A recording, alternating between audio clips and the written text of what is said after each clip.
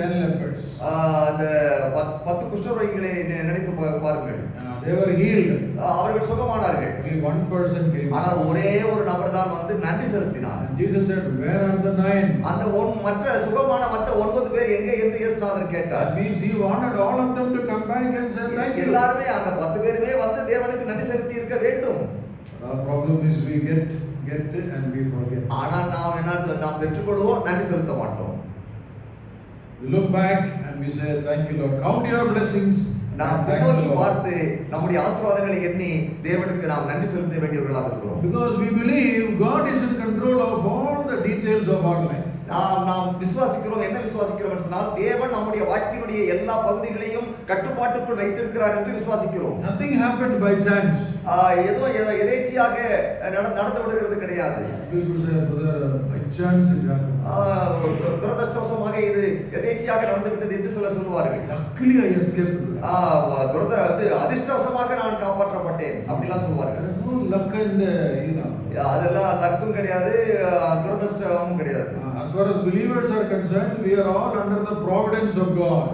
விசுவாசிகளை பொறுத்த வரைக்கும் நாம் தேவனுடைய இறையாண்மையின் கட்டுப்பாட்டுக்குள் இருக்கிறோம் என்பதை நம்ப வேண்டும். Sometimes we use such words like that. சில சமயங்களில் அப்படிப்பட்ட வார்த்தைகளை நாம் பயன்படுத்துகிறோம். Luckily I got this job. அதிர்ஷ்டவசமாக எனக்கு அந்த வேலை கிடைத்தது. What to do, brother? This is my karma. I have to live. என்ன செய்யறது, இது நான் செஞ்ச பாவம் எனக்கு இப்படி இருக்குதுன்னு சில சமயம் தலைவிதி தேசை தலைவிதி என்றெல்லாம் சொல்வார்கள். We have to have what is under the control of God. நாம் விசுவாசிக்க எல்லாம் விசுவாசிக்க வேண்டும், எல்லாம் தேவனுடைய கட்டுப்பாட்டுக்குள் இருக்கிறது. The scripture says the Lord knows even the very details of our life. வேதாகமம் சொல்கிறது நம்முடைய வாழ்க்கையினுடைய எல்லா விதமான விவரங்களையும் தேவன் அறிவார் என்று. Without his knowledge, without his permission, even a sparrow will not fall to the ground. அவருடைய அனுமதி இல்லாமல் ஒரு அடைக்கலான் குருவி கூட கீழே விழுகிறது கிடையாது. That same passage in Matthew 10 Jesus said, மத்தேயு 10ஆம் அதிகாரத்திலே இயேசு கிறிஸ்து சொல்கிறார், even the very hairs of your head are numbered. தலையில் இருக்கிற ஒரு முடி கூட அவருடைய அறிவு இல்லாத அவருக்கு தெரியாதபடிக்கு கீழே விழுகிறது கிடையாது. He has counted. எல்லாவற்றையும் அவர் எண்ணி வைத்திருக்கிறார். I'm sorry that some of you don't have enough hair on your head. உங்களுக்கு அனைவருக்கு முடி சரியா இல்லாதபடிக்கு இருக்குது. கொஞ்சம் பேருக்கு தானா? கணக்கு இருக்கீங்கயா? சரி. You think you know when the hair falls away? முடி எல்லாம் நமக்கு சமயத்துல கீழே விழுகிறது. Who counts the hair that falls? அது கீழே விழுற முடியல, யார் எண்ணிக்கிட்டு உட்கார்ந்திருக்கிறாங்க? Let's mind count it. But you know that means you count something that is valuable.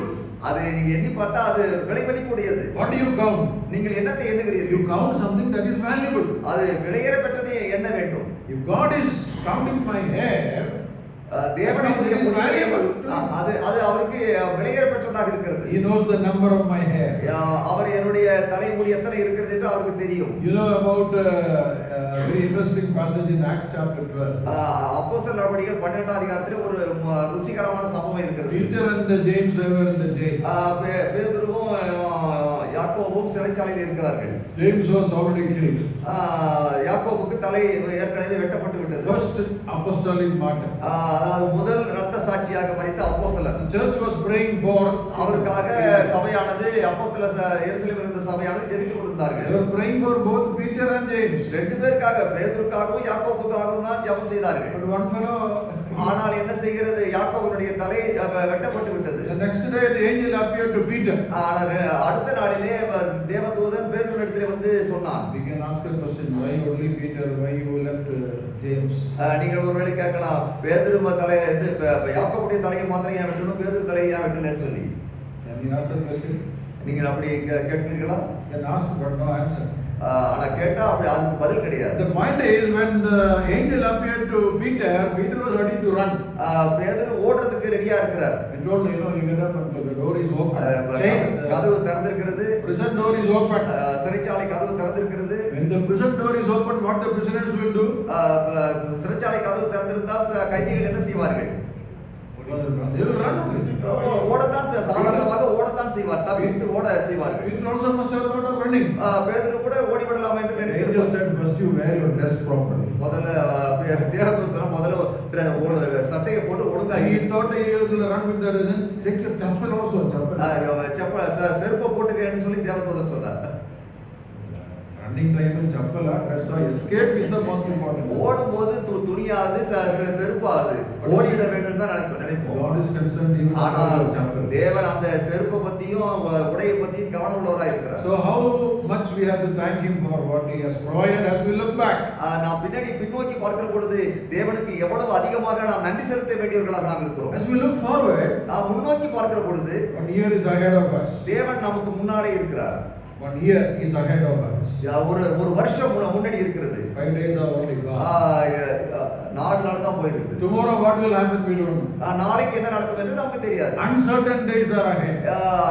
நிச்சயமில்லாத நாட்கள் நமக்கு எதிராக இருக்கின்றன. Already some rumor is there, some new kind of virus is already. ஏற்கனவே ஒரு பொருளை கலந்து கொண்டிருக்கிறது. ஒரு புதுவிதமான தொற்று அதாவது வைரஸ் வந்து கொண்டிருக்கிறதாக செய்தி வருகிறது. நேற்றைய தினத்தில் என்னுடைய மனைவி கூட அதை சொன்னாள்.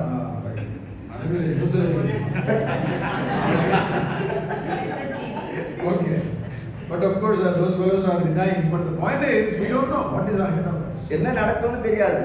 So what do we do? என்ன செய்யலாம்? When uncertain days are ahead, the நிச்சயமில்லாத நாட்கள் நமக்கு எதிரே இருக்கிறது. we trust the Lord. நாம் கர்த்தரை விசுவாசிக்கிறோம், நம்புகிறோம்.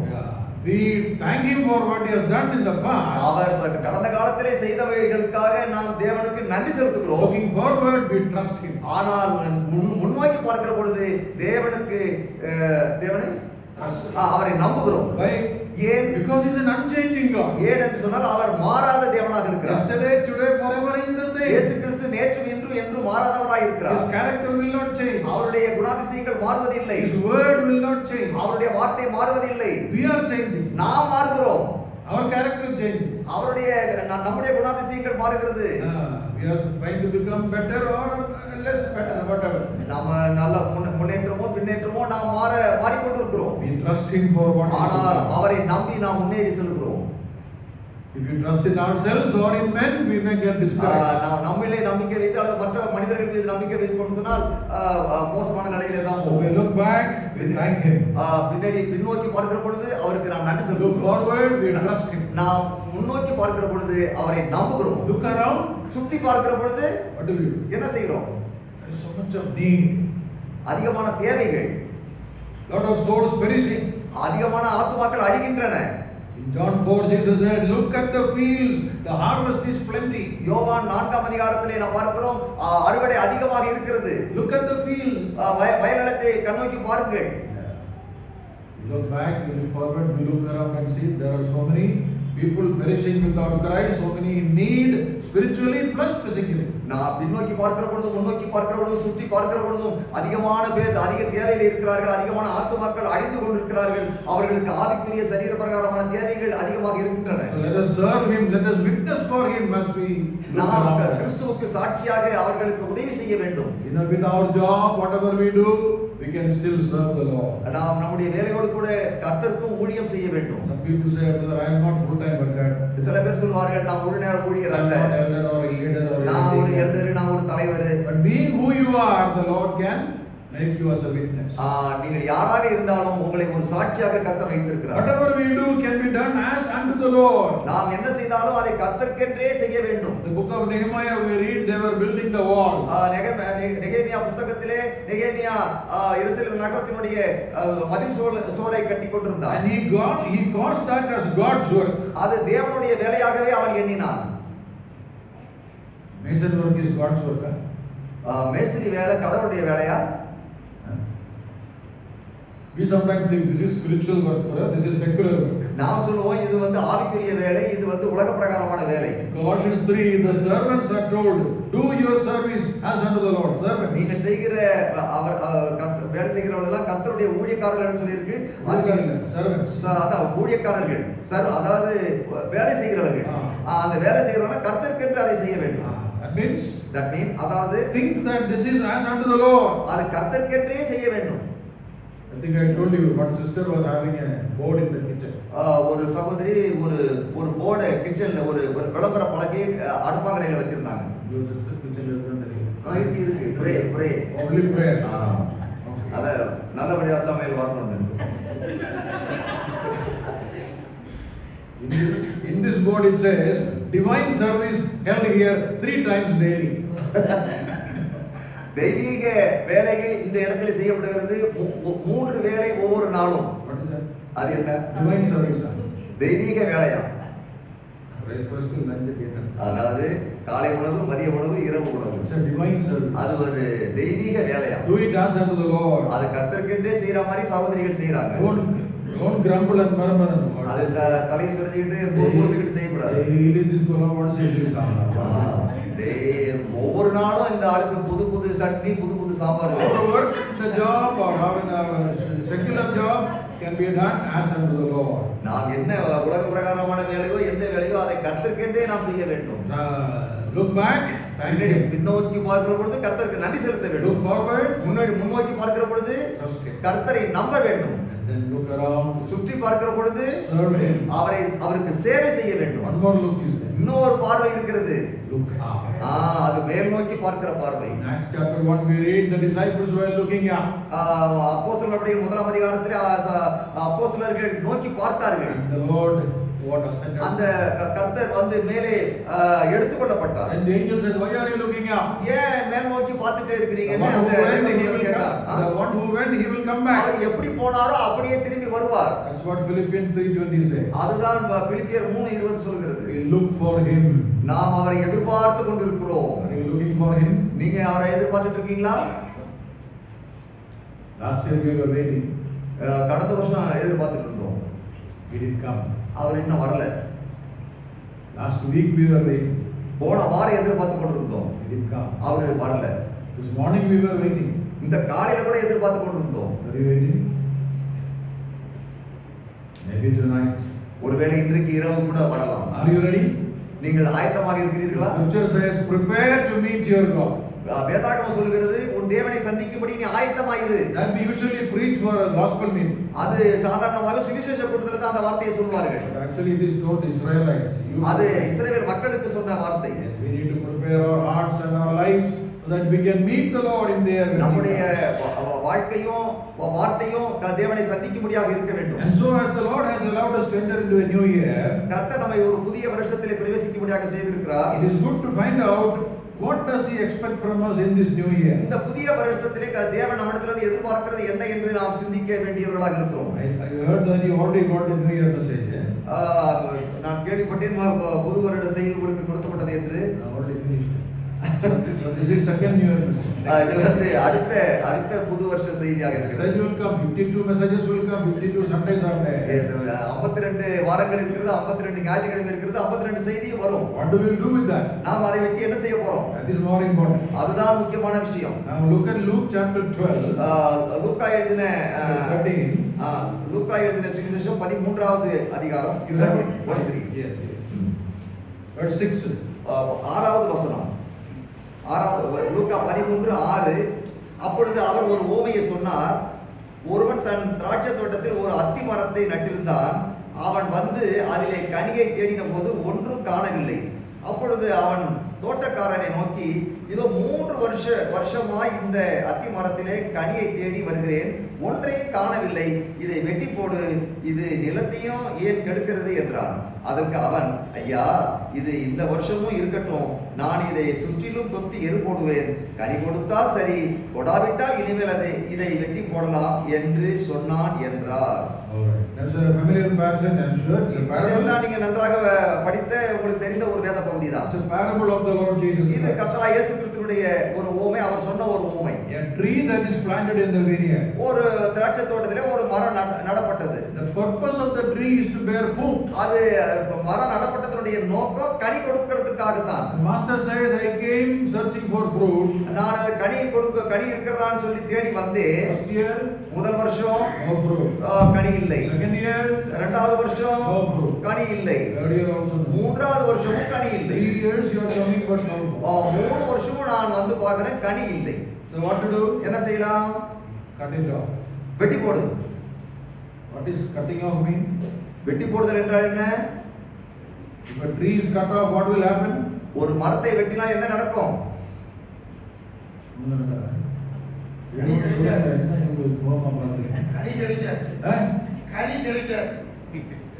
Cut it off means life finished. கனி கிடைக்காத மாத்திரம் இல்ல, முடிஞ்சிச்சு, வாழ்க்கை முடிஞ்சிச்சு, சிரமமாக புடுங்கும் ஐயா. First cut off only. முதலாவது வெட்டுறது தான். In Psalm 90 we read, we live for 70 years and 80 years and then cut off.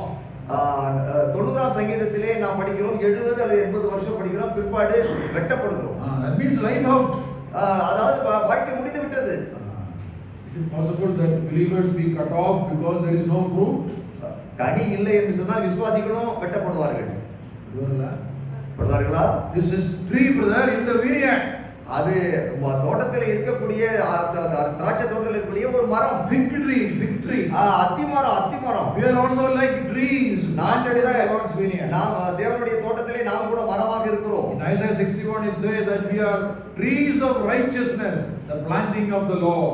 நாம் தேவனுடைய மரமாக அவருடைய தோட்டத்தில் இருக்கிறோம் என்று ஏசாயா 61 அதிகாரத்திலே படிக்கிறோம். That means we are supposed to produce fruit.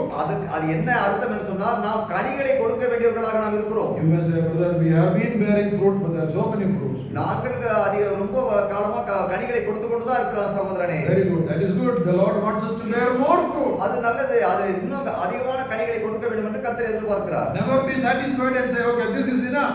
இந்த கொடுத்த கனி போதும் என்று சொல்லி திருப்தியோடு இருக்க கூடாது. John 15 Jesus says, I have come that you may bear fruit, more fruit, much more fruit.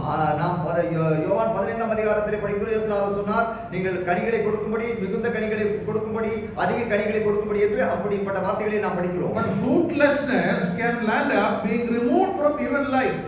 அதாவது கனியற்ற தன்மை அந்த மரமே அங்கிருந்து எடுத்து போடப்பட்டு வாழ்க்கை முடிகிற நிலைமைக்கு வந்துவிடும். It's a warning for us. அது ஒரு எச்சரிப்பாக நமக்கு இருக்கிறது. The Lord has extended our life for one more year. இன்னும் ஒரு வருஷத்துக்கு நம்முடைய வாழ்க்கையை தேவன் கூட்டி கொடுத்திருக்கிறார். We thank Him for that. அதற்காக நாம் தேவனுக்கு நன்றி செலுத்த வேண்டும். What do you want me to do, Lord, this year? இந்த வருஷத்திலே தேவனே நான் உமக்கென்று என்ன செய்ய வேண்டும் என்று அவரை கேட்க வேண்டும். Maybe the Lord is saying, bear some more fruit. தேவன் சொல்லுவார், இன்னும் சில கனிகளை கொடுங்கள். Lord, if I don't bear fruit, what will happen?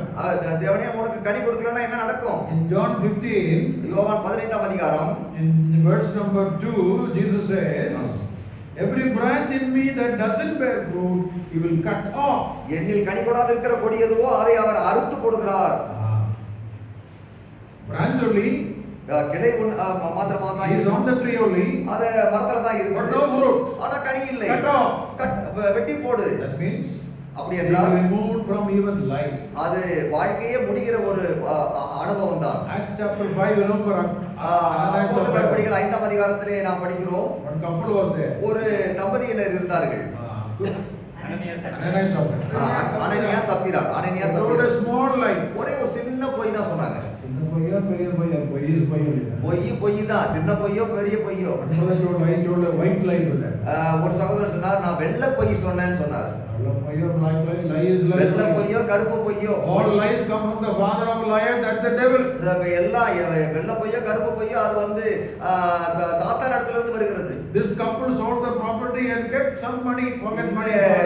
அப்போஸ்தலர் 5ஆம் அதிகாரத்துல வர்ற தம்பதியினர் அவர்களுக்கு இருந்த நிலத்தை வித்துட்டு அத ஒரு பகுதியை வச்சிருந்தாங்க. And told Peter, we brought everything. ஆனா பேதுருவிடத்துல அவர்கள் சொல்கிறார்கள், எல்லாவற்றையும் கொண்டு வந்துட்டோம்னு சொன்னாங்க. They look like good boys, you know, say all are doing nicely, you are also doing. நல்ல பையன மாதிரி நடிச்சாங்க.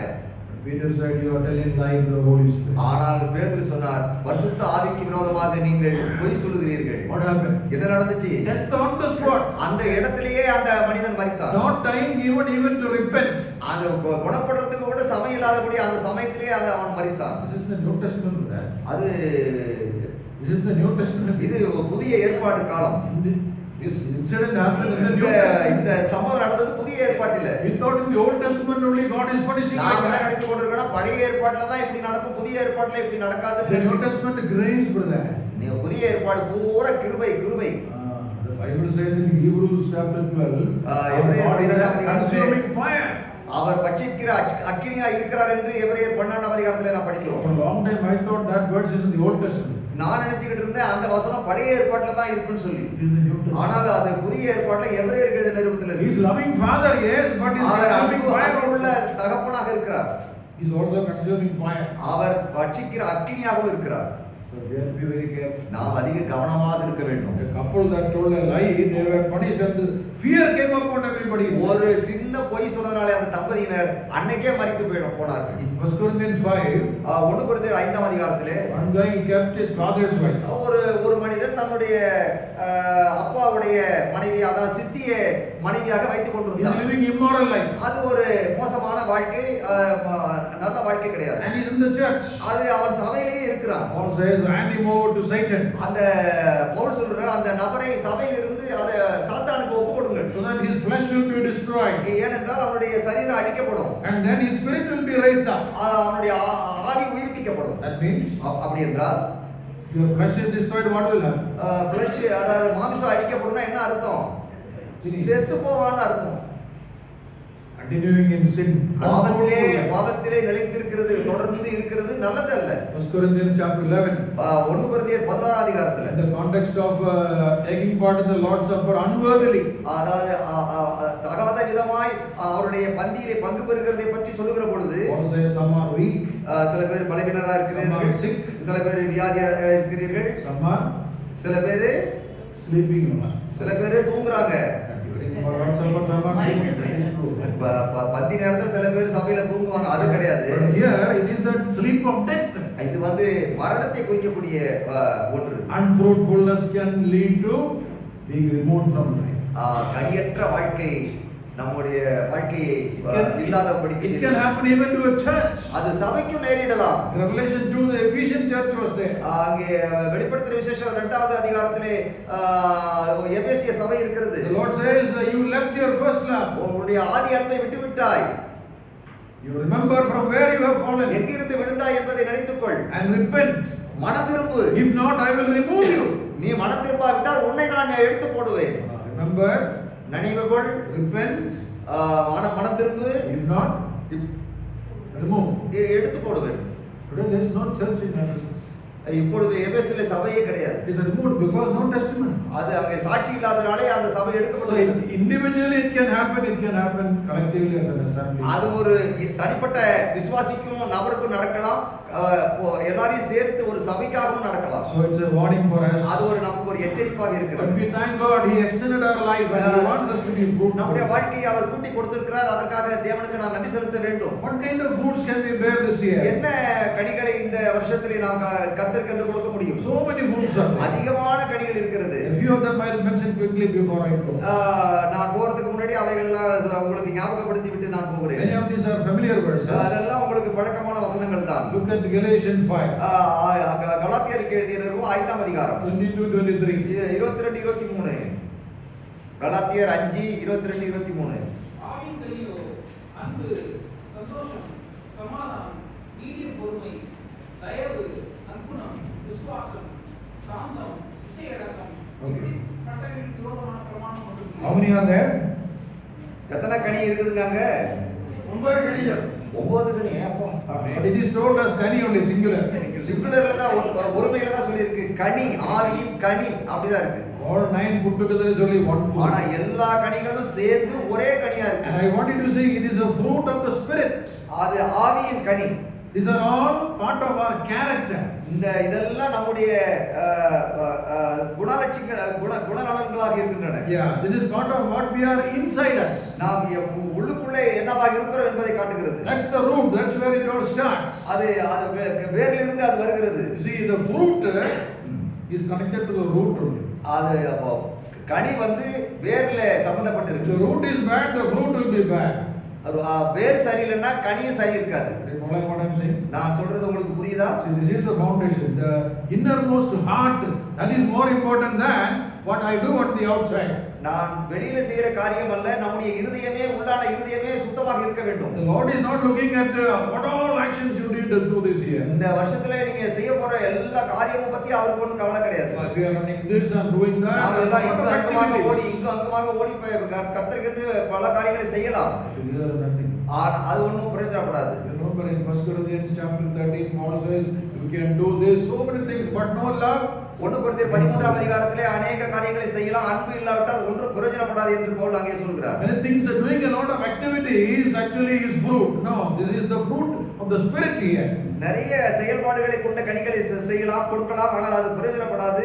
இங்கே சொல்லப்பட்டிருக்கிற ஆவியின் கனிகள் before he looks at your action, he is looking at your attitude. நம்முடைய செயல்களை கவனிப்பதற்கு முன்பாக நம்முடைய மனப்பான்மையை கர்த்தர் கவனிக்கிறார். For example, when you see Abel and Cain offered, உதாரணத்துக்காக ஆபேலும் காயினும் நீங்க நினைத்து பாருங்க. I'm not reading these verses thinking that you are familiar with these நீங்க stories. உங்களுக்கு எல்லாம் இதெல்லாம் நன்றாக தெரியும். They are all telling memory verses. நீங்களா மனப்பாட வசனம் சொல்றீங்க, ஆவிக்குரியதுல ரொம்ப வல்லவர்கள்.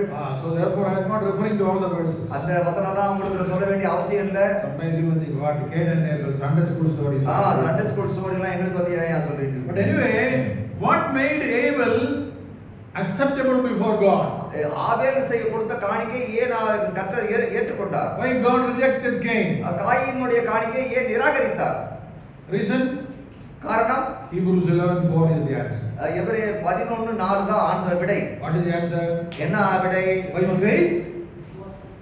By faith. ஆபேல் விசுவாசத்தோடு அந்த பலியை செலுத்தினார். That means Cain did not have faith. அப்படி என்றால் காயினுக்கு விசுவாசம் இல்லை. Abel had faith. ஆபேலுக்கு விசுவாசம் இருந்தது. So did God look at what they brought or how their heart was? அதுக்கு தேவன் வந்து என்ன கொண்டுட்டு வந்தேன்னு பார்க்கிறது கிடையாது. உன் இருதயம் எப்படி இருக்குன்னு தான் பார்க்கறார். You follow what I'm saying? நான் சொல்றது உங்களுக்கு புரியுதா? So just to show you that verse. அந்த வசனத்தை பார்க்கலாம். Genesis chapter 4. Hebrew No, Genesis chapter 4. Genesis சரி. ஆதியாகமம் 4ஆம் அதிகாரம். Verse number 4. 4வது வசனம். Abel also brought of the firstlings of his flock, and the Lord had respect unto Abel and his offering. ஆபேலும் தன் மந்தையின் தலையீற்றுகளிலும் அவைகளில் கொடுமையானவைகளிலும் சிலவற்றை கொண்டு வந்தான். ஆபேலையும் அவன் காணிக்கையும் கர்த்தர் அங்கீகரித்தார். காணிக்கை is second. காணிக்கை வந்து இரண்டாவது. You follow? What is the first one? முதலாவது வருது என்ன? ஆபேலையும். He looked at Abel and his offering. முதலாவது ஆபேலை தான் பார்க்கறாரு, அதுக்கு அப்புறம் தான் காணிக்கை. Second, look at Cain, next verse. அடுத்த வசனம் காணிக்கை இது காயினை பாருங்க. காயினையும் அவன் காணிக்கையையும் அவர் அங்கீகரிக்கவில்லை. If only the offering was important, it is enough to say the Lord accepted Abel's offering. The Lord rejected Cain's offering. வெறும் காணிக்கை தான் முக்கியம் சொன்னா ஆபேல் காணிக்கையை ஏற்றுக்கொண்டார் என்றும் காயின் காணிக்கை ஏற்றுக்கொள்ளவே என்றும் சொல்லி இருக்கலாம். But it's not like that. ஆனால் அப்படி இல்ல. The Lord respected Abel and his offering. ஆபேலையும் அவன் காணிக்கையும் கர்த்தர் அங்கீகரித்தார். So who I am is more important than what I do.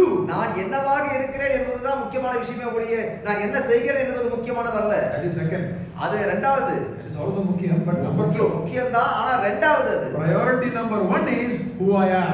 முக்கியத்துவம் கொடுக்க வேண்டிய விஷயம் ஒண்ணுதான், நம்முடைய உள்ள எப்படி இருக்கிறது என்பதுதான். A very practical example is ஒரு நடைமுறை உதாரணம் என்னவென்றால் the tea is important or cup is important. Tea முக்கியமா கப்பு முக்கியமா? Sisters, டீ குடிக்கிறோம் இல்லையா, டீ முக்கியமா கப்பு முக்கியமா? both are important. The tea is very good, Assam tea. Assam tea ரொம்ப முக்கியமான நல்ல tea. But the cup is very dirty. ஆனா கப்பு வந்து ஒரு அழுக்கா இருக்குது. You drink it? அது குடிக்க முடியுமா? See, we are supposed to be vessels of honor. நம்ம எல்லாம் ரொம்ப கனமான பாத்திரமா இருக்கும். That பாத்திரம் is very important. பாத்திரம் ரொம்ப முக்கியம். Tea is second. டீ இரண்டாவது தான். It is true. You cannot drink tea without cup. Somebody told me. Cup இல்லாம டீ குடிக்க முடியாது, வாஸ்தவம் It தான். should be clean. That's what I am saying. ஆனா கப்பு நல்லா சுத்தமா It இருக்கணும். should be honorable. அது கடத்துக்குரியதா இருக்கணும். Tea is also important, but number 1 is தேநீரும் முக்கியம் தான். the cup is more important. ஆனா கப்பு ரொம்ப முக்கியம். I am more important to God than what I do or what I. நான் தான் ஒரு கர்த்தருக்கு ரொம்ப முக்கியமே தவிர நான் என்ன செய்கிறது முக்கியம் கிடையாது கர்த்தருக்கு. That is number 2. நம்பர் 2 அது இரண்டாவது விஷயம் தான். Okay, first one is the fruit of the spirit. That is முதலாவது ஆவிக்குரிய கனிகள். That is our character. நம்முடைய குணநலன்கள். That is something that must grow in this new year. இந்த புது வருஷத்திலே அது வளர வேண்டும். Last year I was loving, I should love more this year. போன வருஷம் நான் நேசிச்சேன், இந்த வருஷம் அதிகமா நேசிக்கணும். Last year I was happy, this year I should be more happy. போன வருஷம் நான் சந்தோஷமா இருந்தேன், இந்த வருஷம் அதிக சந்தோஷமா இருக்கணும். Peace and all those lists which are there. எல்லா வசனமும் இருக்குது. போன வருஷம் சமாதானமா இருந்தேன், இந்த வருஷம் அதிக சமாதானமா இருக்கணும். The last one is self-control. கடைசியாக சுய கட்டுப்பாடு. Last year I did not have much self-control. போன வருஷம் அவ்வளவு கட்டுப்பாடு இல்ல. This year I should become more இந்த self-control. வருஷம் கொஞ்சம் கட்டுப்பாடு அதிகமா So இருக்கு. those are some qualities that we can develop. இந்த மாதிரி சில குணநலன்கள் நாம் அதை பெருக்கிக் கொள்ள வேண்டும். Secondly, இரண்டாவது, come to Colossians chapter 1 verse 10. கொலோசியர் 1வது அதிகாரம் 10வது வசனம். கொலோசியர் 1:10 படிங்க மேவன். சகலவித நற்கிரியைகளுமாகிய கனிகளை தந்து, ம். தேவனை அறிகிற அறிவில் திருப்தியடைந்து, ஆ. கர்த்தருக்கு பிரியமுண்டாக ஆ. அவர் பாத்திரராய் நடந்து கொள்ளும். Okay, here is the way to please God by our good works. நம்முடைய செய்கைகளினாலே கர்த்தருக்கு நாம் பிரியம் உண்டாக்க So வேண்டும். what I am is a fruit that I bear for the Lord. நான் என்னவாக இருந்து கர்த்தருக்கு கனி கொடுக்கணும் அது முக்கியமான ஒன்றுதான். Number 2 is what I do also should please நான் God. என்ன செய்கிறேனோ அதுவும் கர்த்தருக்கு முக்கியம். அது முக்கியமான விஷயம். Good works is something that is a sign of our active faith. நம்முடைய நற்கிரியைகள் நம்முடைய உள்ளான விசுவாசத்திற்கு வெளியரங்கமான சாட்சியாக இருக்கிறது. Remember James says if you don't have work it is dead faith. யாக்கோபு சொல்கிறார் கிரியை இல்லாத விசுவாசம் செத்தது என்று சொல்கிறார். What work is that? அப்படின்னா என்ன கிரியை இருக்க That is வேண்டும்? good works. அது நற்கிரியைகள். When we do good works, நல்ல நற்கிரியைகள் செய்கிற பொழுது people see that and they don't see what is in your heart. மக்கள் உங்களுடைய இருதயத்தில் என்ன இருக்கிறது என்பதை பார்ப்பார்கள்.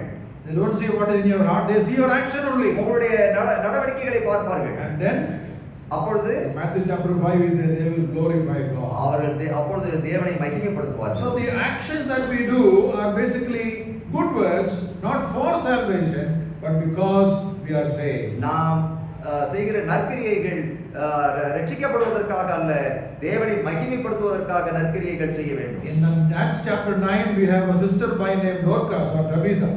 தபித்தாள் என்று சொல்கிற ஒரு சகோதரியை அப்போஸ்தலர் நடவடிக்கைகள் 9ஆம் அதிகாரத்திலே பார்க்கிறோம். One of the qualities of that sister is mentioned there in verse 36. 36வது வசனத்திலே அந்த சகோதரியை பற்றின ஒரு குணலட்சணம் சொல்லப்பட்டிருக்கிறது. It says she was full of good works. அதிக நற்கிரியைகள் செய்தவள் என்று அவளை பற்றி சொல்லப்பட்டிருக்கிறது. அது என்னன்னா யோப்பா பட்டணத்தில் கிரேக் பாஷையில் தொற்கால் என்று அர்த்தம் கொள்ளும் தபித்தாள் என்னும் பேருடைய ஒரு சீஷி இருந்தால் அவர் நற்கிரியைகளையும் தர்மங்களையும் மிகுதியாய் செய்து கொண்டு வந்தார். Yes, full of good works. மிகுதியாய் செய்து கொண்டு வந்தார். What good work she was doing? என்ன நல்ல கிரியை She was only செய்தார்? a sister only. ஒரு சகோதரி தான் அவர். But says she was giving alms to the poor. ஆனால் ஏழைகளுக்கு தர்மம் செய்தார். Later we read she was stitching clothes and அந்த துணி தைக்கிற ஒரு சகோதரி தான், ஆனா நிறைய நல்ல காரியம் செய்தார். maybe she was stitching clothes and giving it away. ஒருவேளை துணிகளை தச்சு கூட கொடுத்துருக்கலாம். You know, sharing what God has given to us is one of the good works. நம்ம we can இடத்துல do. இருக்கிறதை மற்றவர்களோடு பகிர்ந்து கொள்வது ஒரு நல்ல ஒரு தேவன் விரும்புகிற ஒரு குணம். You know, today our problem is we are all selfish. இந்த நாட்களில் நமக்கு இருக்கிற பிரச்சனை என்னன்னா நாம் எல்லாம் சுயநலவாதிகளா இருக்கிறோம். That is what Apostle Paul said in Philippians 2. All are selfish. பிலிப்பியர் 2ஆம் அதிகாரத்தில் அப்போஸ்தலன் பவுல் அதுதான் சொல்கிறார். But a Christian, a follower of Christ, is supposed to do good. In Galatians chapter 6 we read that. நாம் நற்கிரியைகளை செய்கிறதற்கு கிறிஸ்துவை மாதிரியாக கொண்டு நடக்க வேண்டும். We read in verse 10. கலேசியர் 6:10. கலேசியர் Yes. கலாத்தியர் 6:10 அதை தான் படிக்கிறோம். We have opportunity, let us do good. சமயம் கிடைக்கிற பொழுதெல்லாம் நன்மை செய்ய வேண்டும் என்று படிக்கிறோம். Especially those who are the household of faith. விசுவாச குடும்பத்தாருக்கு நன்மை செய்ய வேண்டும். Number 1, முதலாவது our character. நம்முடைய குணநலன்கள். Number 2, இரண்டாவது good works. நற்கிரியைகள். Thirdly, மூன்றாவது I'm just going fast because நான் கொஞ்சம் வேகமா போறேன். you please think about and meditate upon the நீங்கள் எல்லாம் அதை சிந்தனை செய்து தியானம் செய்து இன்னும் அதை Hebrews 13 எபிரேயர் 13ஆம் அதிகாரம் verse 15. 15வது வசனம். எபிரேயர் 13:15. ஆகையால் அவருடைய நாமத்தை துதிக்கும் உதடுகளின் கனியாகிய ஸ்தோத்திரங்களை அவர் மூலமாய் எப்போதும் தேவனுக்கு செலுத்துங்கள். Okay, that is fruit of our lips. உதடுகளின் கனி In the context is talking about the sacrifice of praise to God. தேவனுக்கு செலுத்தக்கூடிய பலியை பற்றி அங்கே சொல்லப்பட்டிருக்கிறது. But I want to pick that word out, the fruit of the lips. அதிலிருந்து அந்த வார்த்தையை நான் எடுக்கிறேன். உதடுகளின் கனி. What is the fruit of the lips? உதடுகளின் கனி என்றால் The என்ன? words that come from our mouth. நம்முடைய வாயிலிருந்து புறப்படுகிற வார்த்தைகள். Our communication. நம்முடைய சொல் பிரயோகங்கள் நாம் மற்றவர்களுக்கு பேசுகிற காரியங்கள். How do we speak? நாம் எப்படி பேசுகிறோம்? Is our word useful to somebody? நம்முடைய வார்த்தைகள் அனைவருக்கு பிரயோஜனமாக இருக்க Is it வேண்டும். helpful? அது உதவி செய்ய வேண்டும். Or is it hurting somebody? அது மற்றவர்களை காயப்படுத்த கூடாது. Sometimes our words are more hurting than a slap on the face. நம்முடைய வார்த்தைகள் சில சமயங்கள் நம்முடைய வார்த்தைகள் கன்னத்துல அறையறதை காட்டிலும் அதிக காயப்படுத்தக்கூடிய ஒன்றாக இருக்கிறது. That slap on the face pain may go after some time. அடிக்க மூஞ்சில அடிக்கிறது அந்த வலி போயிடும். But the word that you said, even after 10 years, you will remember. ஆனா நம்ம பேசின வார்த்தை 10 வருஷம் ஆனாலும் மறக்காது. The point is, the words that we show or speak should become fruitful. It should be a fruit. ஆகவே நாம் பேசுகிற வார்த்தைகள் கனியாக வர வேண்டும். In other words, மற்ற it வகையிலே should be controlled words. அது கட்டுப்படுத்தப்பட்ட வார்த்தையா இருக்கணும். There are people who say, Indian constitution gives freedom of speech, brother. I can speak whatever I இந்திய want. அரசியலமைப்பு சட்டம் எனக்கு பேசுறதுக்கு உரிமை கொடுத்திருக்குது பிரதர், அதனால நான் என்ன வேணாலும் பேசுவேன் brother. You will see what will happen. என்ன பேசினாக்க நடக்கிறதெல்லாம் வித்தியாசம். As a Christian, Apostle Paul says, I can speak whatever I want, but everything that I speak is not edifying. நான் பேசலாம், அநேக விஷயம் பேசலாம், ஆனா எல்லாம் பக்தி விருத்திக்கு ஏதுவா இருக்காது. It is not helping others. அது மற்றவர்களுக்கு உதவி செய்யாது. Epistle of James chapter 3 uses many examples about that. அந்த யாக்கோபு எழுதின நிருபத்திலே 3ஆம் அதிகாரத்திலே அத பத்தி நிறைய விஷயங்கள் நாம் படிக்கிறோம். I am not going to the details. அந்த விவரத்துக்கு நாம் போகவில்லை. These are words helping. நம்முடைய வார்த்தைகள் மற்றவர்களுக்கு உதவி செய்கிறதா? Or is it like the friends of Job who went and gave long speeches and Job says, miserable fellows. யோபனுடைய நண்பர்கள் யோபனிடத்தில் போய் நீண்ட பிரசங்கங்கள் செய்தார்களே, அது மாதிரி உங்களுடைய வார்த்தைகள் இருக்கிறதா? பிரயோஜனமற்ற வார்த்தைகள். நம்முடைய வார்த்தைகள் பயனுள்ளதாக இருக்க வேண்டும், கனி நிறைந்ததாக இருக்க வேண்டும். Number 4. நான்காவது காரியம் Romans 1:13. ரோமர் 1:13. ரோமர் 1:13.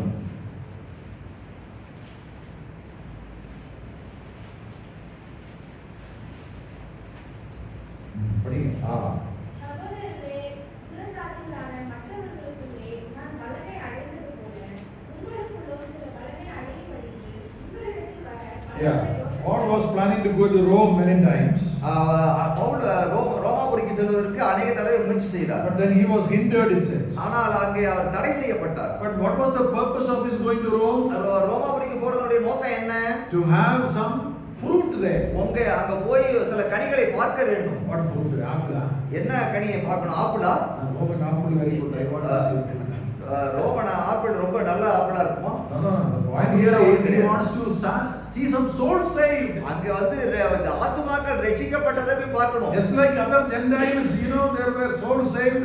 In Rome, I want to see some Gentiles saved. மற்ற இடங்களில் எல்லாம் புறஜாதி ஜனங்கள் ரட்சிக்கப்பட்டிருக்கிறார். அதுபோல இந்த ரோமாபுரியிலும் புறஜாதி ஜனங்கள் ரட்சிக்கப்பட்டிருக்கிறார்கள் என்று பார்க்கணும். அந்த கனியை பார்க்கணும்னு The சொல்றார். soul that is brought unto the Lord is a fruit that you can bear. ஒரு ஆத்துமா கர்த்தரிடத்தில் ரட்சிக்கப்பட்டு வருகிற பொழுது அது ஒரு கனியாக இருக்கிறது. This year, maybe desire and decide. Yes, Lord, at least one soul I will bring to the Lord. இந்த வருஷத்திலே நம்முடைய தீர்மானம் இதுவாக இருக்கணும். கர்த்தாவே, ஒரு ஆத்துமாயாவது நான் கர்த்தரிடத்தில் உம்மிடத்திலே நான் கொண்டு வர வேண்டும். When we get to heaven, when we stand there, somebody says, because of this sister, I am here. நான் பரலோகத்தில் போகும்போது இந்த சகோதரியினாலே நான் ரட்சிக்கப்பட்டு பரலோகத்தில் வந்திருக்கிறேன். Because of this brother only I am here. இந்த சகோதரனாலே நான் இந்த இடத்திலே நான் வந்திருக்கிறேன் சொல்லு. You hear like that is like crowns upon you. அப்ப அந்த மாதிரி கிடைக்குதா நம்முடைய தலையில கிரீடங்கள்லாம் கிடைக்கும். What a joy that will be. அது எப்பேற்பட்ட சந்தோஷமான It's a fruit that we can bear right now. நாம் எப்படிப்பட்ட கனிகளை கொடுத்து கொண்டிருக்கிறோம். That is a fruit that we can bear in this year. இந்த மாதிரி நல்ல கனிகளை இந்த வருஷத்திலே நாம் கொடுக்க வேண்டும். One more verse we can read. இன்னொரு வசனத்தை வாசிக்கலாம். Philippians 4:17. பிலிப்பியருக்கு எழுதிய நிருபம் 4ஆம் அதிகாரம் 17வது வசனம். பிலிப்பியர் 4:17.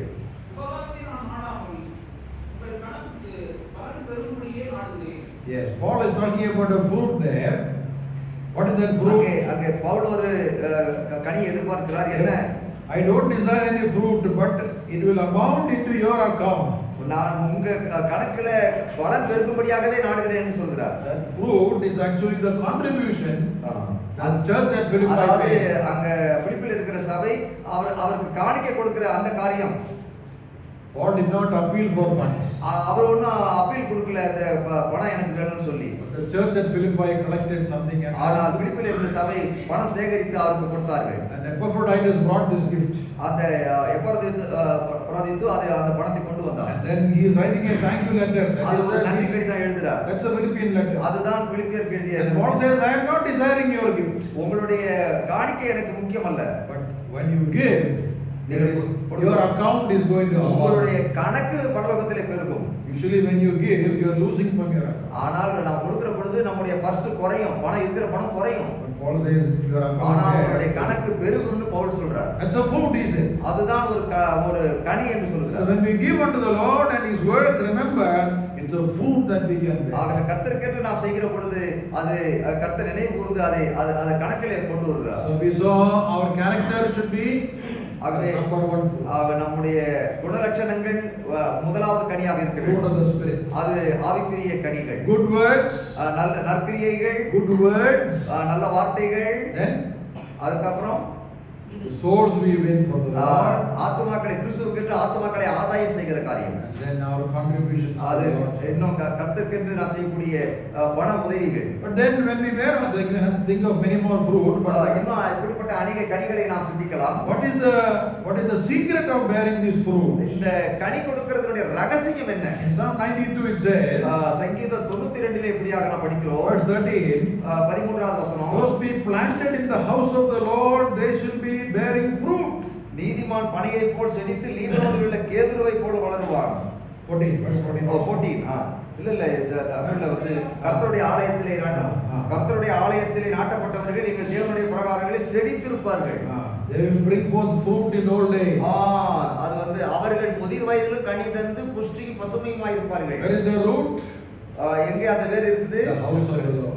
தேவனுடைய சபையிலே இருக்கிறது. Remember, the church and assembly is a place where you will be encouraged and exhorted to bear fruit for the Lord. ஆகவே ஒரு சபையாக நீங்கள் மற்றவர்களை உற்சாகப்படுத்த வேணும், அதிகமான மற்றவர்கள் கனிகளை கொடுப்பதற்கு. Then we read in Psalm 1 verse 3, சங்கீதம் 1:3 எப்படியாக படிக்கிறோம்? the man whose roots are by the rivers of water.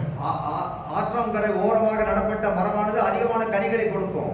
What is that referring to? என்ன கனி? That is there. See Psalm 1:3. நீர்க்கால்களின் ஓரமாய் நடப்பட்டு தன் காலத்தில் தன் கனியை தந்து இலையுதிராது இருக்கிற மரத்தை போடிருப்பான், அவன் செய்வதெல்லாம் வாய்க்கும். What is it referring to? என்ன That water is referring to the word of God. அது சொல்லுகிறது என்னன்னா என்ன சொல்லுகிறது? அந்த வசனம் 3வது வசனம். Verse 2, his delight is in the law of the Lord. அவன் கர்த்தருடைய வேதத்தில் பிரியமாய் இருந்து இரவு பகலும் அதை தியானிக்கிறான். The house of the Lord, தேவனுடைய சபை, the word of the Lord. இந்த தேவனுடைய வார்த்தை, Fellowship with the people of God, தேவனுடைய ஜனங்களோடு ஐக்கியம், rooted in the word of God. தேவனுடைய வசனத்தில் வேரூன்றி இருக்கிறது. And in John 15 verse 5, யோவான் 15:4 படிக்கிறோம். Jesus says, if you abide in me, you will bear fruit. நீங்கள் என்னிலே நிலைத்திருந்தால் அதிகமான கனிகளை கொடுப்பீர்கள். That is the presence of the Lord. அதுதான் தேவனுடைய பிரசன்னம். House of the Lord, தேவனுடைய வீடு, word of the Lord, கர்த்தருடைய வசனம், and the presence of the Lord. தேவனுடைய பிரசன்னம். These are all things that will boost our இந்த காரியங்கள் எல்லாம் நம்முடைய வாழ்க்கையிலே அவைகள் உற்சாகப்படுத்தும். spiritual life to bring forth fruit unto the Lord. ஆவிக்குரிய வெளிச்சத்தை கொடுத்து கர்த்தருக்கென்று கனிகளை கொடுக்கும்படியாக செய்யும். When we bear fruit, நாம் கனிகளை கொடுக்கிற பொழுது who gets the glory? யார் மகிமை அடைவார்கள்? Only the Lord, not me. கர்த்தர் தான் மகிமைப்படுவார், நாம் கிடையாது. When you cook a nice biryani, suppose, cook a nice biryani. நல்ல பிரியாணியை நாம் சமைத்தால், Suppose sisters. suppose Shiny sister, He's bringing the acting like this. So suppose somebody is saying, oh sister, how you did this? எப்படி இந்த பிரியாணி செஞ்சீங்க sister? Then what they will say? What she will say? That is the great difficulty. We take the glory to ourselves. We could take it. I am enjoying your action, more action. Very good. அந்த பிரியாணி நல்ல பிரியாணி செய்யும்போது அவர்கள் நான் கஷ்டப்பட்டு செஞ்சேன்னு சொல்லுவோம், நம்ம அந்த பெருமையை நம்ம எடுத்துக்கிறோம். If you are working in some company and you are big boss there, நீங்கள் கம்பெனிக்காக வேலை செய்கிற பொழுது அங்க முதலாளி அந்த கம்பெனிக்காரர் வந்து சொல்லும்போது எப்படி கஷ்டப்பட்டு இதெல்லாம் செஞ்சீங்க, இதெல்லாம் செஞ்சு சொல்லி நம்ம you need to say all grace of God. எல்லாம் கர்த்தருடைய கிருபை. In 1 Corinthians 15, Paul says, I labored more than all others. மற்றவர்களை காட்டிலும் அதிகமாக நான் பிரயாசப்பட்டேன் என்று 1 Corinthians 15 பவுல் But சொல்றார். immediately he says, not I. ஆனா உடனடியாக சொல்றார், நான் அல்ல, கிறிஸ்துவே செய்தார். Only the grace of God. அதல்ல கிருபைதான். When we bear fruit, நாம் கனிகளை கொடுக்கிற பொழுது remember no credit should come to us. அது நமக்கென்று எந்த மகிமையும் கொண்டு வரக்கூடாது. When you see a mango tree bearing fruit, ஒரு மாமரம் நல்ல கனிகளை கொடுக்குதுன்னு சொன்னா nobody will go and praise the mango tree. Appa, mango tree, how you are able to produce like this? மாமரமே எப்படி இவ்வளவு கனிகளை மாங்கனிகளை கொடுத்திருக்கிறீங்கன்னு சொல்லி மாமரத்தை எல்லாம் ஒண்ணு பரப்ப. You only find out who is the farmer. அது யார் அந்த மரத்தை நட்டார்கள், அதை பராமரிக்கிறாங்கன்னு சொல்லி அதை தான் பார்ப்போம். And we read in Isaiah, ஏசாயா புத்தகத்தை படிக்கிற பொழுது chapter 61 verse 3. 61வது அதிகாரம் 3வது வசனம். ஏசாயா 61:3. சீயோனிலே வேறுபட்டவர்களை சீர்படுத்தவும், அவர்களுக்கு சாம்பலுக்கு பதிலாக சிங்காரத்தையும், ஜெயத்துக்கு பதிலாக ஆனந்த தைலத்தையும், ஒழுங்கின ஆவிக்கு பதிலாக புதிய உடையையும் கொடுத்தோம். அவர் என்னை அனுப்பினார். அவர்கள் கர்த்தர் தம்முடைய மகிமைக்கு நாட்டின நீதியின் விருட்சங்கள் எனப்படுவார்கள். Trees of righteousness, அவர்கள் நீதியின் விருட்சங்கள் எனப்படுவார்கள். planting of the Lord, அது கர்த்தர் நாட்டின மரம், that he might be glorified. அவர் மகிமை அடையும்படியாக. Not me, he. நான் கிடையாது, எனக்கு அல்ல. Matthew 5:16. மத்தேயு மத்தேயு 5:16. What do we read? நாம அங்க என்ன படிக்கிறோம்? மத்தேயு 5:16.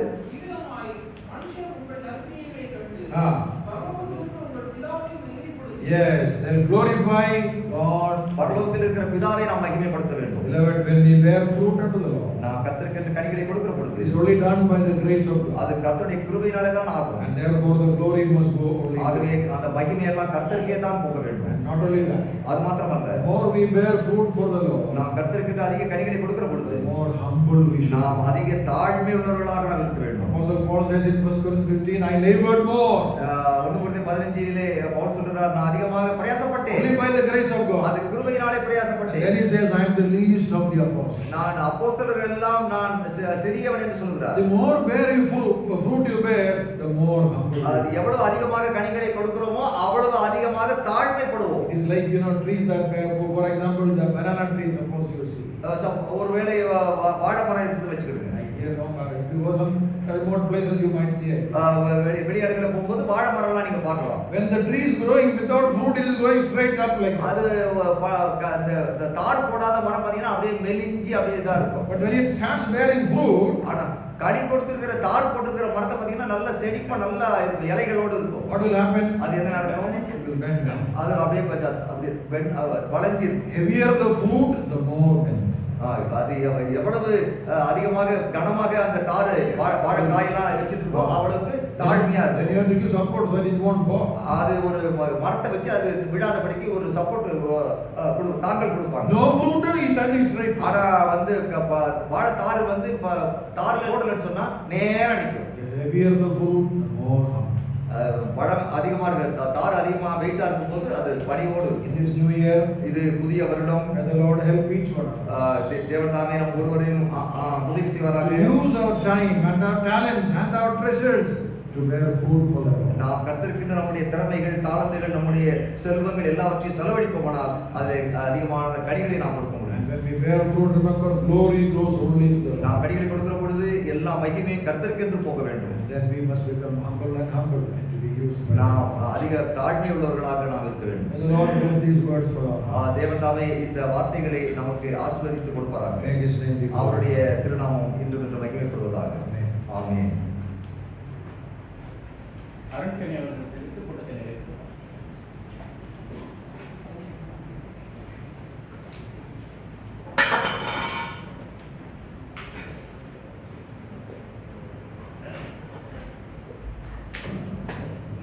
ஜெபிக்கலாம். அன்புள்ள ஆண்டவரே, கர்த்தாவின் அருமையான நண்பர்கள் வேலைக்காக நன்றியோடு சிரிக்கிறோம், போட்டிருக்கிறோம்ப்பா. இந்த வேலையில் கூட ஒரு திருப்பதமாக தேவன் உங்களுடைய பாதத்தில் அமர்படியான பெரிதான வாக்கியத்தை கொடுத்த தயவுக்காக நாங்கள் நன்றியோடு சிரிக்கிறோம், போட்டிருக்கிறோம்ப்பா. காலையிலே தேவனை ஆவியோடு உண்மையோடு பாராட்டும்படியாக தேவன் திருப்பாக இந்த தேவன் எங்களுடைய ஆத்மாவுக்கு பாராட்டின எல்லா உபகாரங்களையும் இந்த சங்கீதக்காரன் நினைத்து போல நாங்களும் இது துதிக்கும்படியாக தேவன் எங்கள் பாவங்களை மன்னித்து கர்த்தாவே எங்களை உங்களுடைய பிள்ளைகளாக மாற்றின தயவை எண்ணி ஆராதிக்கும்படியாக ஒரு அருமையான தருணத்தை கொடுத்து அதுக்காக நாங்கள் நடிச்சுப்பா. இப்பொழுதும் கூட உங்களுடைய காசு மூலமாக அருமையான உங்களுடைய கர்த்தாவே இந்த புது வருட செய்தியை எங்களுக்கு கொடுத்திருக்கிறீர்கள். அதுக்காக நாங்கள் நன்றியோடு துதிக்கிறோம் போட்டிருக்கோம்ப்பா. இதோ எங்களுக்கு 4 பார்வைகளை கொடுத்திருக்கிறீர்கள். முன்னோக்கி பார்த்து தேவனை நாங்கள் துதிக்கவும், இதோ முன்னோக்கி பார்த்து கர்த்தாவே உண்மை நாங்கள் நம்பி வாழவும், இதோ நாங்கள் சுற்றி பார்த்து தேவனை கர்த்தாவே இதோ உமக்கு நல்ல ஊழியத்தை செய்யவும், மேலோக்கி பார்த்து உங்களுடைய வருகையை நாங்கள் எதிர்பார்த்து இருக்க வேண்டும் என்ற கர்த்தாவே அருமையான பார்வைகளை குறித்து நாங்கள் சிந்திக்க முடியாத தேவன் கிருபை பாராட்டுகிறேன். அதற்காக நாங்கள் நன்றி செலுத்துகிறோம்ப்பா. அது மாத்திரமல்ல கர்த்தாவே நாங்கள் எப்படிப்பட்ட வாழ்க்கை இந்த புது வருடத்தில் வாழ வேண்டும் என்று எங்களுக்கு ஒரு முறை கூட எங்களுக்கு இதோ உங்களுடைய தாசன் மூலமாக நீ வெளிப்படுத்துவதற்காக நாங்கள் நன்றி செலுத்துகிறோம். இதோ கனி கொடுக்கிற வாழ்க்கை எங்களிடத்தில் காணப்பட வேண்டும் என்று நாங்கள் சிந்தித்தோமே. அவர் எங்களுடைய கேரக்டர்ல கர்த்தாவே நாங்கள் செய்கிற நற்கிரியைகள்ல இதோ நாங்கள் செய்கிற அந்த ஊழியத்தில் ஆத்தும ஊழியின் பாரத்திலே கர்த்தாவே நாங்கள் அதிகமாக கனிகளை கொடுத்து கர்த்தாவே உமக்கென்று வாழ வேண்டும் என்று நீர் எங்களுக்கு வெளிப்படுத்தினீரே. இதோ நாங்கள் கொடுப்பதிலும் கர்த்தாவே கனி கொடுக்கிற வாழ்க்கை எங்களுக்கு இருக்க வேண்டும் என்று கற்றுக் கொடுத்து அப்படியாக நாங்கள் ஒரு கனி கொடுக்கிற வாழ்க்கை எங்களுக்கு காணப்பட தேவரின் கிருபை பாராட்டும்படியாக நாங்கள் ஜெபிக்கிறோம்ப்பா. கர்த்தாவே அதை எங்களால் முடியாத இதோ உண்மை நாங்கள் சார்ந்து உண்மையை வசனத்திலே நாங்கள் சார்ந்து இதோ வேத வசனத்திலே அதிகமாக நாங்கள் கற்றுக்கொண்டு இதோ ஆலயத்தில் கர்த்தாவே சபை மக்கள் மூலமாக சபையிலிருந்து அதிக காரியங்களை கற்றுக்கொண்டு கனிகளை கொடுக்கிற ஒரு வாழ்க்கை எங்களிடத்தில் காணப்பட எங்களுக்கு கிருபான்படியாக நாங்கள் ஜெபிக்கிறோம்ப்பா. இதோ நாங்கள் கனி கொடுக்கும் போது நாங்கள் தாழ்மை உள்ளவர்களாக காணப்பட வேண்டும் என்று எங்களுக்கு கற்றுக் கொடுத்து அப்படியாக எங்கள் வாழ்க்கையிலே நாங்கள் தாழ்மையோடு கர்த்தாவே எப்பொழுதும் உண்மையை உயர்த்தி உமது நாமம் மாத்திரமே மகிழ்ப்படும்படியாக நாங்கள் கனி கொடுக்கிற வாழ்க்கை வாழ வேண்டும் என்று அருமையாக நீங்கள் கற்றுக் கொடுத்தீர்கள். அதற்காக நாங்கள் நடிச்சிருக்கோம்ப்பா. இதோ அத்தி மரத்திலே கர்த்தாவே நாங்கள் பார்க்கும் போது இதோ இன்னும் ஒரு வருடம் அதற்கு கொடுக்கிறேன் என்று சொல்லி அந்த வேலைக்காரன் சொன்னது போல கர்த்தாவே எங்களுக்கும் எங்களுடைய வாழ்க்கையிலே இதோ இன்னும் ஒரு வருடம் படுத்திருக்கிறேன், புது வருடம் படுத்திருக்கிறேன். இந்த வருடத்திலே நாங்கள் கர்த்தாவே ஒரு கனி கொடுக்கிற வாழ்க்கை வாழ்ந்து இதோ உண்மையை சார்ந்து வாழ்ந்து வேத வசனத்தை அதிகமாக பற்றி கொண்டு வாழ கர்த்தாவே ஒவ்வொரு நாளும் கர்த்தாவே நாங்கள் எங்களை பரிசுத்தப்படுத்தி வாழ எங்களுக்கு கிருபை பாராட்டும்படியாக நாங்கள் ஜெபிக்கிறோம்ப்பா. அருமையான ஒரு வேத வசனத்தை எங்களுக்கு கர்த்தாவே கொடுத்த தாசனுக்காக நாங்கள் நடிச்சிருக்கிறோம். அவருடைய ஆசிரியரையும் குடும்பத்தின் ஆசிரியருக்கும்படியாக நாங்கள் ஜெபிக்கிறோம். ஊழியத்தில் தேவனுடைய கிருபையை தாங்கி வழிநடத்தும்படியாக நாங்கள் ஜெபிக்கிறோம்ப்பா. வந்திருக்கிற ஒவ்வொரு சகோதரர்களையும் பேராக ஆசிரியருக்கும்படியாக நாங்கள் ஜெபிக்கிறோம். இது வந்திருக்கிற நாங்கள் பெருமையாக திரும்பி போகாதபடியாக ஆவிக்குரிய மன்னாவை நீங்கள் கொடுத்திருக்கிறீர்கள். அதற்காக நாங்கள் என்ன செலுத்துகிறோம்ப்பா. இந்த புது வருடத்திலே கர்த்தாவே அனுதினமும் உண்மை அறிகிற அறிவிலே நாங்கள் ஒவ்வொருவரும் வளர எங்களுக்கு வேண்டிய கிருபை பலத்தையும் தரும்படியாக எங்கள் மீட்பரும் அனைவர் ரட்சகருமாகிய ஆண்டவராகிய இயேசு கிறிஸ்துவின் இனிய நாமத்திலே எங்களுடைய ஜெபங்களையும் விண்ணப்பங்களையும் உமக்கு ஒருவருக்கே எடுக்கிறோம் எங்கள் ஜீவனுள்ள தகப்பனே. ஆமென். என் ஆத்மாவை கர்த்தரை ஸ்தோத்திரி, என் முழு உள்ளத்தை அவருடைய பரிசுத்த நாமத்தை ஸ்தோத்திரி. என் ஆத்மாவை கர்த்தரை ஸ்தோத்திரி, அவர் செய்த சகல உபகாரங்களும் மறவாதே.